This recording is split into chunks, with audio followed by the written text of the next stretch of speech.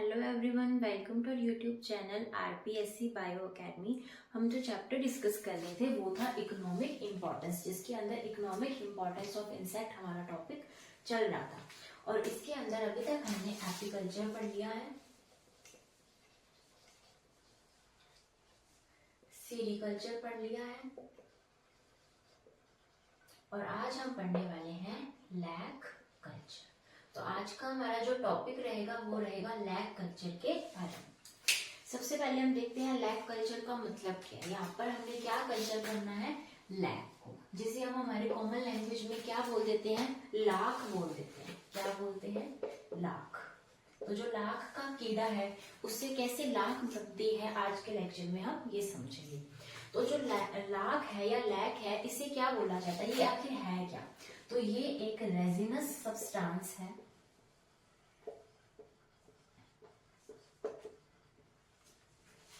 secreted by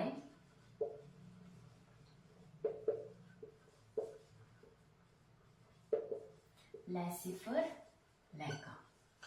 यानी जो Laccifer लैका ये क्या है, ये एक इंसेक्ट है जिसे लाख का कीड़ा कहा जाता है। ये एक इंसेक्ट है और ये इंसेक्ट एक रेजिनस सब्सटेंस को सिक्रीट करता है और वही रेजिनस सब्सटेंस को हम क्या बोलते हैं, लैक या फिर लाख बोलते हैं।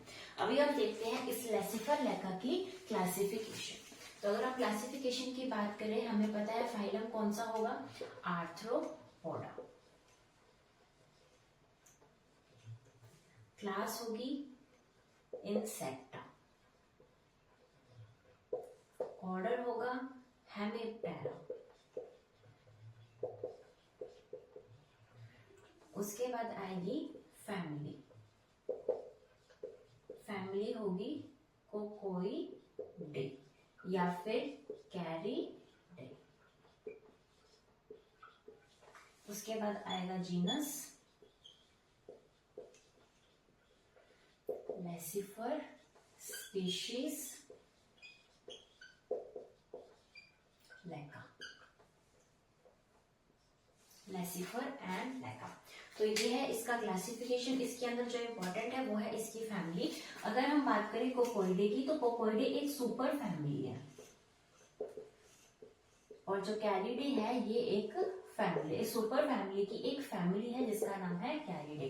तो क्वेश्चन किसी भी तरीके से आ सकता है, ऐसे भी आ सकता है कि फैमिली कौन सी है और उसके अंदर कैरिडे ना देकर कोकोइडे दे रखा हो। तो हमें पता होना चाहिए कि एक सुपर फैमिली है और एक फैमिली है। उसके बाद हम बात करते हैं लैसिफर लैका की। ये लैसिफर लैका, ये इंसेक्ट कहाँ पाया जाता है, ये इंसेक्ट है कहाँ पे। तो अगर हम बात करें लैसिफर लैका की, तो ये जो इंसेक्ट है ये एक एक्टो पैरासाइट है। यानी ये पैरासाइट है ट्रीज के ऊपर और ट्रीज के ऊपर रहता है, इसलिए क्या है, एक्टो पैरासाइट है। और कौन से ट्रीज के ऊपर है, जैसे कि बबुल, पलाश,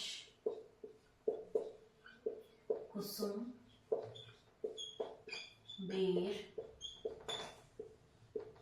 आम। तो ऐसे बहुत सारे यहाँ पर हमारे सामने ट्रीज आ जाएंगे जिन ट्रीज के ऊपर ये कैसे रहता है, एज एन एक्टो पैरासाइट रहता है। कौन, लैसिफर लैका। तो लैसिफर लैका क्या है, एक इंसेक्ट है जिसका क्लासिफिकेशन हमारे सामने है। और ये इंसेक्ट एक रेजिनस सब्सटेंस को सिक्रीट करता है जिसे हम हमारी कॉमन लैंग्वेज में क्या बोल देते हैं, लैक या फिर लाख। अभी हम इससे आगे चलते हैं।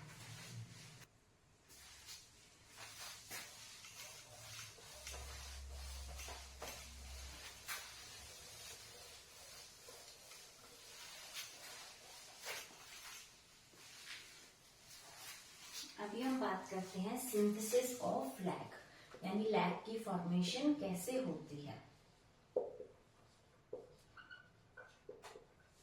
तो अगर हम बात करें लैक की, तो हमें इतना पता है कि लैक की फॉर्मेशन लैसिफर लैका नाम इंसेक्ट से होती है।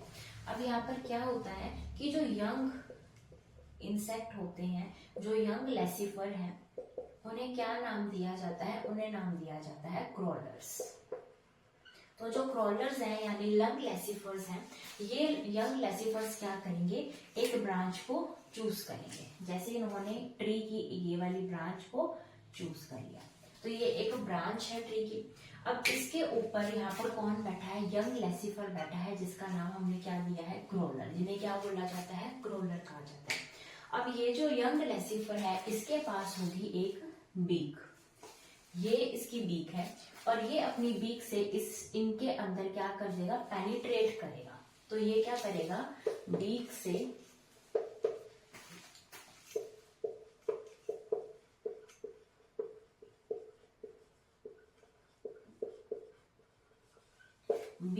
इस ब्रांच को पेनिट्रेट करेगा। इसकी बीक जो है इस ब्रांच के अंदर चलेगी और यहाँ के टिश्यूज को उसने पेनिट्रेट कर दिया।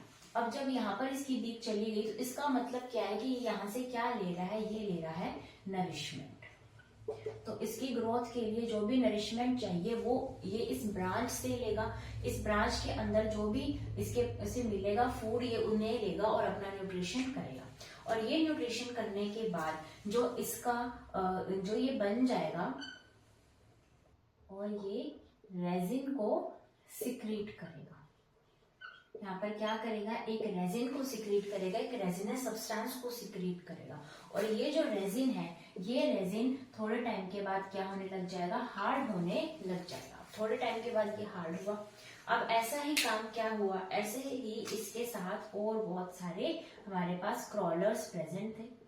तो इन सभी क्रॉलर्स के पास क्या थी, बीक थी। और सभी क्रॉलर्स ने क्या किया, ये रेजिन सब्सटेंस सिक्रीट किया जो कि हार्ड होता गया। और जब जैसे ये हार्ड होता गया तो इस पूरी ब्रांच के ऊपर इस तरीके से एक प्रॉपर यहाँ पर रेजिनस सब्सटेंस की एक लेयर बन जाती है, एक थिक लेयर बन जाती है। और इसे क्या बोला जाता है, इसे बोला जाता है ट्विग। ट्विग क्या है, ट्विग है कि जब यहाँ पर हमारे पास बहुत सारे क्रॉलर्स हैं, उन क्रॉलर्स ने क्या रिलीज कर दिया, रेजिन को सिक्रीट कर दिया और वो टाइम के साथ हार्ड हो गया और ये इस ब्रांच को इस तरीके से घेर लेते हैं। तो अब इसका नाम क्या हो गया, इसे क्या बोलेंगे हम, एक ट्विग की फॉर्मेशन हो गई है। तो ये हमारे सामने अब एक ट्विग बन गया है। अब इस ट्विग के अंदर क्या है कि यहाँ पर जो क्रॉलर्स थे उनके अंदर कुछ मेल्स भी होंगे और कुछ फीमेल्स भी होंगे, दोनों तरीके के यहाँ पर इंसेक्ट होंगे। अब यहाँ पर जो फीमेल्स हैं वो 3 मंथ्स के अंदर क्या हो जाती हैं, डेवलप हो जाती हैं। 3 मंथ्स के अंदर डेवलप होकर ये क्या करते हैं, मेटिंग करेंगे। मेटिंग करने के बाद जो फीमेल है वो अपने एग्स को ले कर देगी, वो अपने एग्स को ले कर देगी और जो उसके एग्स होंगे वो इसी ट्विग के अंदर ही होंगे। तो यहाँ पर जो फीमेल है उन्होंने मीटिंग करके अपने एग्स को रिलीज कर दिया इसी ट्विग के अंदर। अब यहाँ पर जो एग्स हैं वो इस ट्विग के अंदर हैं। अब ये जो एग्स हैं वो इसी ट्विग के अंदर ही क्या हो जाएंगे, हैच हो जाएंगे। इसी ट्विग के अंदर रहते ही ये हैच हो जाएंगे और हैच होने के बाद ये इस ट्विग से निकलकर उसी ब्रांच की, जैसे यहाँ पर पहले वाला ट्विग बना था, अब यहाँ से निकलकर इसके जो भी नियर बाय उनको प्लेस मिलेगा वो वहीं पर वापस क्रॉलर बन जाएंगे। जो एग है वो बाद में हैच होकर क्रॉलर बनेगा और फिर अपनी बीक से वो उसको पेनिट्रेट करेंगे और वापस से यही सारा प्रोसेस वापस होता रहेगा, जिससे कि हमारे पास ट्विग और ट्विग बनते ही रहेंगे। और ट्विग्स के बनने से हमें क्या मिलता रहेगा, लाख मिलता रहेगा, लैक मिलता रहेगा। तो जो लैक की फॉर्मेशन है वो इंसेक्ट करता कैसे है, जो सबसे पहले यंग लेसिफर या जो क्रॉलर्स हैं वो एक ब्रांच के ऊपर आते हैं, अपनी बीक से इसको पेनिट्रेट करते हैं, जो ब्रांच के टिश्यूज हैं इससे अपना नरिशमेंट करते हैं। उसके बाद ये रिलीज करते हैं एक रेजिन, जो कि टाइम टू टाइम क्या हो जाएगा, हार्ड हो जाएगा। हार्ड होने के बाद ये अपने ऊपर एक लेयर बना लेंगे, ये एक थिक लेयर बना लेंगे और इसे क्या बोलेंगे हम, ट्विग बोलेंगे। अब 3 महीने के बाद जो फीमेल है वो डेवलप हो जाएगी, यहाँ पर मीटिंग होगी और ये एग्स को रिलीज कर देंगे और ये जो एग्स है इसी ट्विग के अंदर ही हैच हो जाएंगे। और जब ये क्रॉलर्स बन जाएंगे तो ये इस एग से बाहर आकर अपने जो भी नियर बाय प्लेस है उसी ब्रांच के ऊपर या फिर किसी और ब्रांच के ऊपर जो भी उससे नियर बाय है वो वहां पर जाकर और वापिस से इसी तरीके से पेनिट्रेट करेंगे और अपने जो है पॉपुलेशन को बढ़ाएंगे। ठीक है।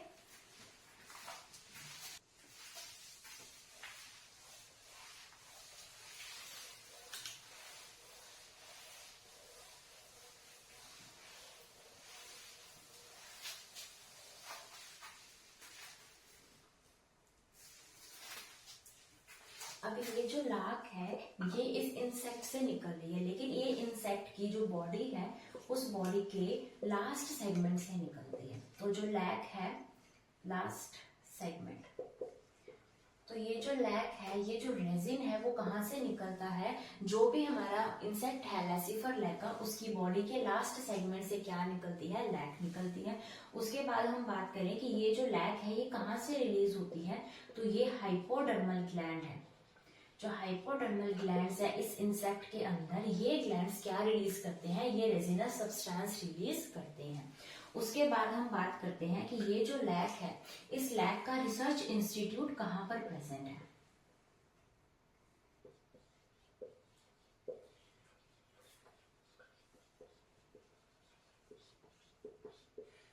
इसका जो रिसर्च इंस्टीट्यूट है वो प्रेजेंट है रांची में, और रांची है कहाँ पे, झारखंड।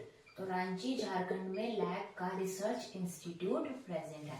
और अगर हम बात करें लैक कल्चर के अंदर फर्स्ट कौन है, तो फर्स्ट पूरे वर्ल्ड में इंडिया है। तो इंडिया पूरे वर्ल्ड में फर्स्ट नंबर पर आता है लैक को कल्चर करने के लिए। उसके बाद हम बात करते हैं कि जो लैक है इसके अंदर क्या होता है, इसके अंदर हमारे पास सबसे ज्यादा तो रेजिन प्रेजेंट होता है।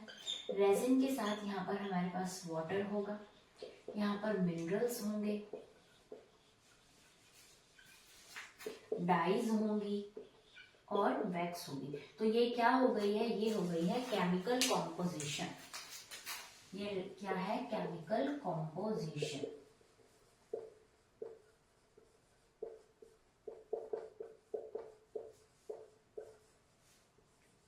तो ये लैक की केमिकल कॉम्पोजिशन है। क्या क्या इसमें होता है, रेजिन होता है, सबसे ज्यादा अमाउंट में रेजिन होता है, फिर वाटर भी होते हैं, कुछ मिनरल्स होते हैं, डाइज होती है, वैक्स होती है, और इससे मिलकर क्या बनता है, लैक। तो लैक जो है वो बॉडी के लास्ट सेगमेंट से निकलती है। लैक जो है वो हाइपोडर्मल ग्लैंड से रिलीज होती है। Lac research institute Ranchi Jharkhand के अंदर प्रेजेंट है, और ये है केमिकल कॉम्पोजिशन ऑफ लैक।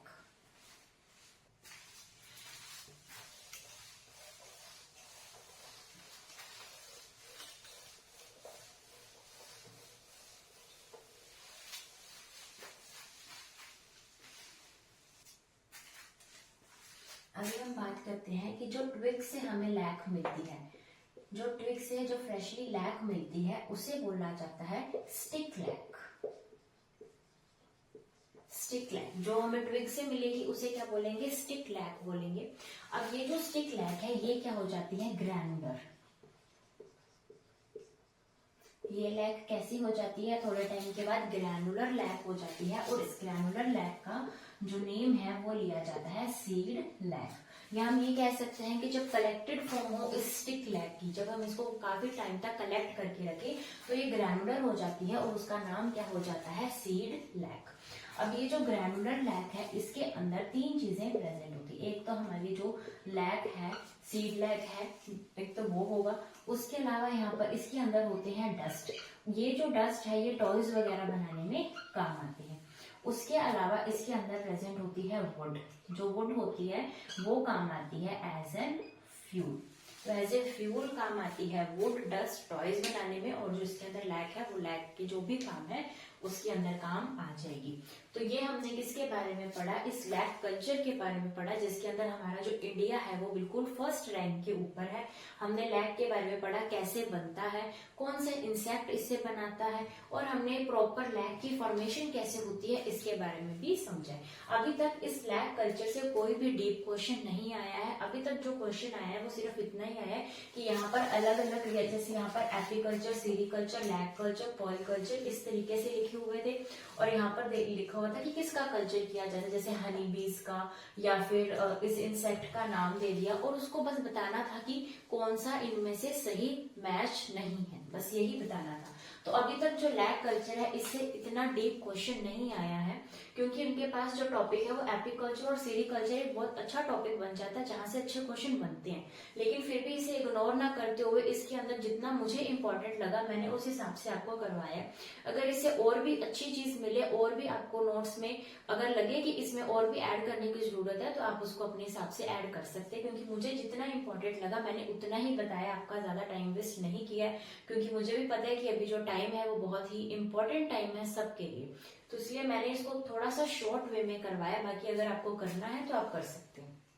अभी हमारा जो इकोनॉमिक इंपॉर्टेंस ऑफ इंसेक्ट है, इसके अंदर इंसेक्ट जो वेक्टर की तरह काम आते हैं वो आएंगे, और जो इंसेक्ट जो हार्मफुल है, जैसे कि जो ग्रेन्स के लिए हार्मफुल है, वो अलग अलग तरीके के इंसेक्ट हैं। उसके बाद कुछ ऐसे हैं जिनसे हमें कुछ ऑयल प्राप्त होते हैं, हम उनके बारे में भी पढ़ेंगे, क्योंकि वहां से जो क्वेश्चन है वो आते हैं। लैब कल्चर से इतना क्वेश्चन नहीं आते, लेकिन जो हम कल के लेक्चर में पढ़ने वाले हैं वहां से क्वेश्चन आते हैं। तो कल का लेक्चर हमारे लिए बहुत इंपॉर्टेंट है, उसे जरूर देखिएगा। और इसी के साथ ही हम आज का लेक्चर फिनिश करते हैं।